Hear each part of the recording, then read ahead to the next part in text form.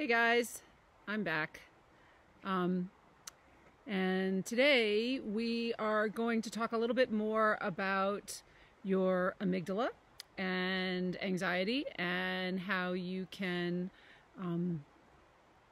begin to manage that and different ways to think about it. Again, we're going to dive a little bit deeper this time into it, and we're going to bring in some of the things like this idea of sitting with your anxiety for a little while and how to do that and some ideas about doing that.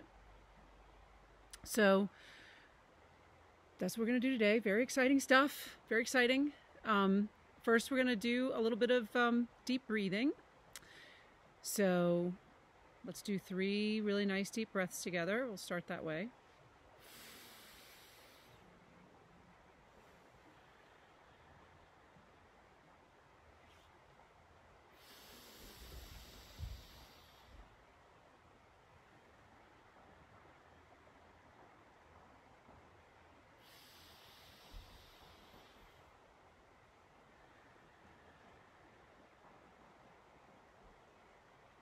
And if you want to turn off the video for a minute and do some more deep breathing yourself, that's a great idea. And I will talk more about that in a second. And then also go ahead and take a minute to ground yourself, drop into your senses, feel what you feel, touching your body and what the air around you feels like. It's pretty chilly here right now. Actually, I probably shouldn't be outside. It's beautiful though, so I wanted to be outside. And I wanted to hear my creek. And what do you hear? What do you see? What do you smell? What do you taste? What do your clothes feel like? Where's your body in space? What are you touching? Go ahead and drop into all that.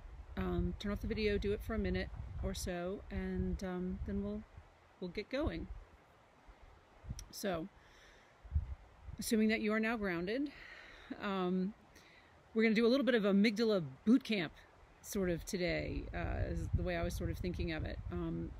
So the amygdala, which I talked about before in an earlier video, is the part of your brain that is in charge of the fight, flight, or freeze response. It is in charge of your anxiety, essentially. It is the thing that kicks off when you're in a scary situation and gives you extra adrenaline and focus to run or to fight or to freeze.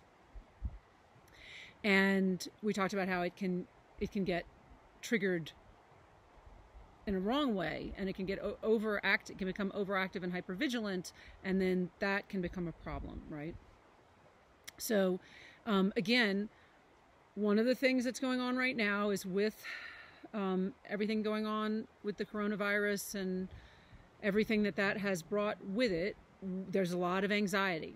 And as it happens, I know I've heard a lot of people talking about, oh, this is an opportunity to do X or Y or Z. And I've been talking about this is an opportunity to learn to deal with anxiety, right? And the thing about anxiety is that you actually have to be having some anxiety in order to retrain your amygdala, right? And that's another piece of the great news here. The good news is that your amygdala can be changed. It can be rewired. Your amygdala can learn. It can unlearn what it learned, and it can learn something new, okay? So if it has gotten to a point where it's overactive, and we'll talk about that more in a second, then you can change that. And you have to feel it to heal it. You have to fire it to rewire it. Okay, those are 2 sort of silly sayings about dealing with anxiety and learning how to manage it. And again, the amygdala is this little tiny, if this is your brain, it's this little tiny thing that's up here, like it's about the size of an almond. There's actually 2 of them. And if you were to poke your eye and to poke your ear, and those 2 were to meet inside your head, that's about approximately where the amygdala would be. In case you're interested, I have no idea if you care. So the good news is that it can be changed and it can learn. The bad news is that you're going to feel some anxiety in order to get there. But we don't have to do that artificially right now because there's plenty of anxiety to go around. It's all good. The other thing about your amygdala is that you can't talk to it. Okay, talking, which is why talk therapy can give you coping strategies for dealing with your amygdala, and we're talking right now about it, but talking to your amygdala is not going to work. So you can't talk yourself out of a panic attack, right? You can talk yourself through a panic attack, but you can't talk yourself out of it. Because I know so often when we're having a panic attack, we're sitting there thinking, I'm sitting on my porch and there's nothing threatening, you know, I don't know why my dog is barking. So why am I having a panic attack sitting here? And the reason that you're having a panic attack is because your amygdala learns by association, okay? So it attaches emotional significance to situations or objects or people or types of people even, or to sounds or to smells or sights, because of something that happened that fired it off, right? And so it makes that association, and it felt threatened, and it felt like it needed to help you out, to either prepare you to fight, flee, or freeze. So it only has those three modes of response. Like, it doesn't have any other mode of response other than to flee, to prepare you to flee, to fight, or to freeze. And I also want to point out again, and I made this point before, that fear is adaptive. And I stole this today actually from a woman named Catherine Pittman, who has a fabulous book called Rewiring the Anxious Brain. So if you want to get that book, if you're someone that really learns better by reading, because some of us learn better by reading, some by doing, some by listening, some by a couple of different modes of learning. But if you're a reader and if you're someone who enjoys that, I highly recommend Catherine Pittman's book. She's fabulous.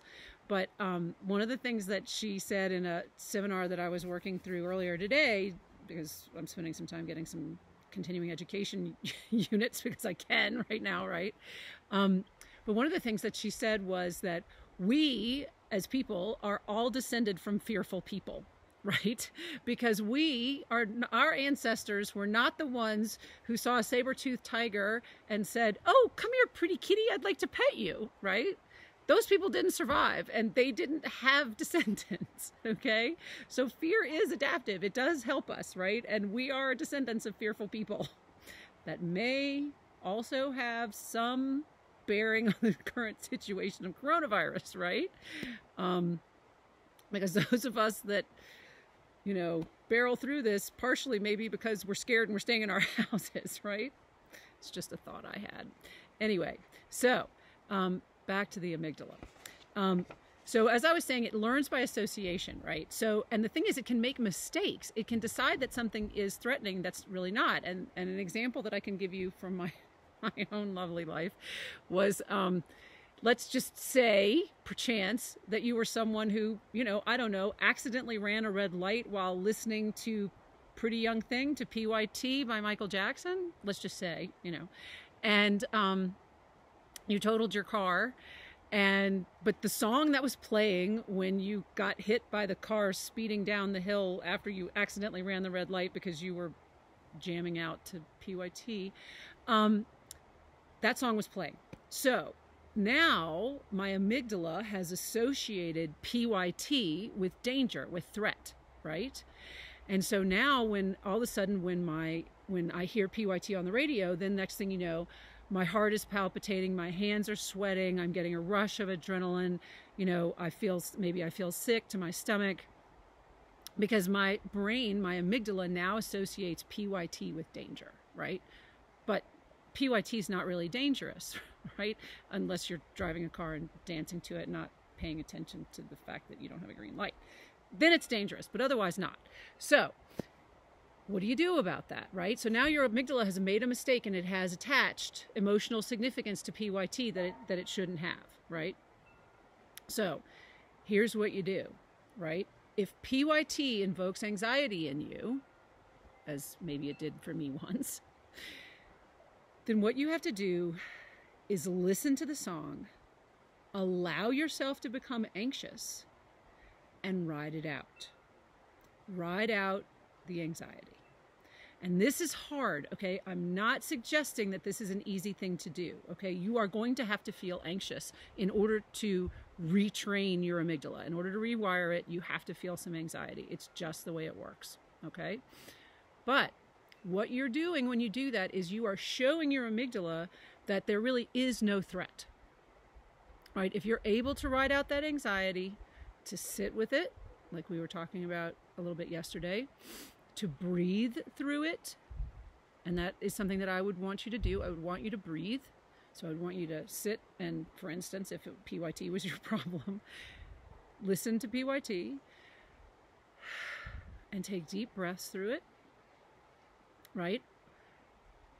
Stay, and in order to train your amygdala, the idea is to teach your amygdala that you can sit through PYT and nothing bad happens. And once you do that, and it might take more than once, but if you're doing that by yourself, if you do that, then that will allow you to retrain your amygdala and tell it that there's no threat there. So when you have anxiety coming up, if you can sit down and you can breathe, right?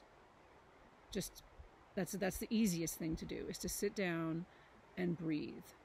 And there are different breathing techniques that you can use, but really it's diaphragmatic breathing, okay? Aerobic exercise. So if you're having a panic attack, one thing that you can do is like go take a walk.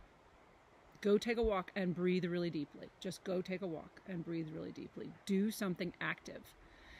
And that helps to immediately bring down that tells the amygdala, oh, I'm okay, and it just dials it down.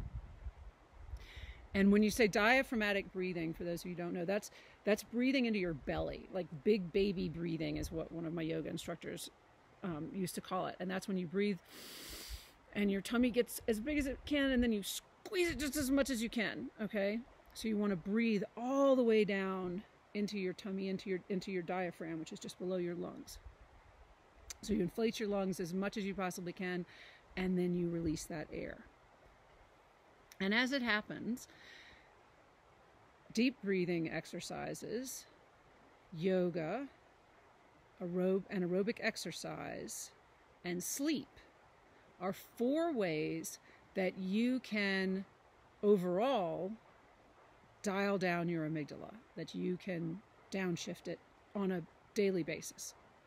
So the better the sleep that you can get, the more deep breathing exercises you can do, the more yoga, I mean, if you do any yoga, and I'm going to give you one yoga pose that you can do too before we part company. Or if you do yoga or just doing some aerobic exercise every day for 20 minutes, that's going to bring your level of anxiety down, just doing those things, okay? And then if you're having a panic attack, breathing and taking a walk will help dial it down immediately, okay?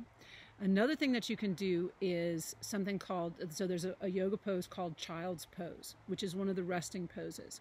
And it's a pose where you kneel on the floor and then sit your butt on your heels and then simply fold forward over your knees. So essentially your diaphragm is, for most people, is going to end up right around your knees, okay? And what that's going to do is that's also going to stimulate the vagus nerve, which also will help to calm you. And if you can be in that position, fold it over like that. You can do it on your bed or you can do it on the floor. Since we're home right now anyway, right? You don't have to be in your office doing it, so you don't have to feel silly, right? If you can fold yourself down on the floor like that, so that you're squeezing your diaphragm and take deep breaths, breathe what we call breathe into your back, so that your back rises and falls with your deep breaths. That will also bring down an anxiety attack. So if you find yourself getting really anxious during the day, see if you can't, if there's other people around, see if you can't just walk into another room, kneel down on the floor and fold over your knees and breathe deeply for a few minutes. 30 seconds even will make a big, big, big difference, okay? So child's pose or just some deep breathing. Another deep breathing exercise that you can do is what I call square breathing, or what lots of people call square breathing. And what you do there is you imagine you're drawing a square as you're taking deep breaths. I would suggest you close your eyes and you count. So it's 1, 2, 3, 4, 1, 2, 3, 4, 1, 2, 3, 4, 1, 2, 3, 4. Inhale, exhale, inhale, exhale to a count of 4 while you're imagining a line being drawn in a square over and over again. And that's going to occupy enough of your mind, having to come up with the image as well as focusing on the breathing, that will help shift your mind away from whatever it is, the thoughts that are making you anxious or whatever it is that's making you anxious, and allow you to dial it down. Okay? So, hold on. I do have a few little notes here. I just want to make sure I got everything that I wanted to say. I think I did. So, just to review, your amygdala, which is where your anxiety is seated, where it comes from, it's the part of your brain that gets triggered when it feels that you're under threat. It learns by association. And so you have to retrain it so that it does not get anxious at times when it doesn't serve you to be anxious. Because it does serve you to be anxious if you're being chased by a bear. But it does not serve you to be anxious, as we've said before, when you're just trying to get your work done or trying to make dinner, right? So it can be rewired. That's the good news. You're going to have to deal with a little bit of anxiety in order to take advantage of that opportunity. That's the maybe not as great news. Sorry about that. And it's simple stuff, you know. I know, and when I say it's simple stuff is deep breathing and taking a walk, right? Sleep, I know, is a little bit more complicated, but the suggestions I would make there are, for sure, you know, make sure that if you can, don't be looking at your computer screen or your phone screen about an hour before. Give yourself an hour, because the light from those screens tells your body, tells your brain that it's still time to be awake. So it's better if you can do something that's not in front of a screen the last hour before you go to sleep. Make sure that your bedroom is a comfortable place that is conducive to sleep. And obviously don't drink a whole bunch of caffeine or anything, you know, maybe starting in the late afternoon, because that will also affect your sleep. And I know that alcohol might help you fall asleep, but it actually does interfere with your sleep cycles. And keeping your amygdala calm, the important part of sleep for that is to get into REM sleep. And it takes about an hour to get into REM sleep in the first place, and then you cycle in and out of it for the rest of the night, and maybe you have 5 or 6, like in a 7-hour time period, you might have 5 times where you're in REM sleep. And that REM sleep's the important thing to get into for calming your amygdala. Okay? So I hope that was helpful.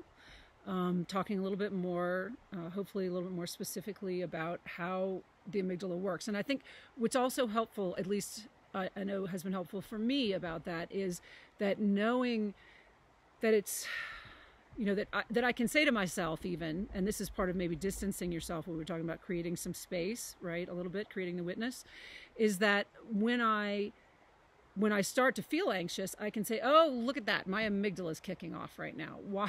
Why are you doing that, buddy? What's going on? Like, what's getting me anxious right now? And if you don't know that PYT was associated with a car accident that you had, and you don't know what it is that's making you anxious, then you can begin to notice that. Like, when am I getting anxious? What is it that I seem to be getting anxious? You can notice a pattern, and you can find that, and then you can begin to breathe through it, or take a walk, or get into child's pose. Find that place so that you can retrain your amygdala and bring the anxiety down. So that's my hope for you, my goal for you, which doesn't matter what my goal is, it matters what your goal is, but I assume most people don't want to feel extra anxiety. So anyway, from me to you, big love, big kisses. You guys take care of yourselves, be safe, and I will be seeing you very soon. Take care. Bye.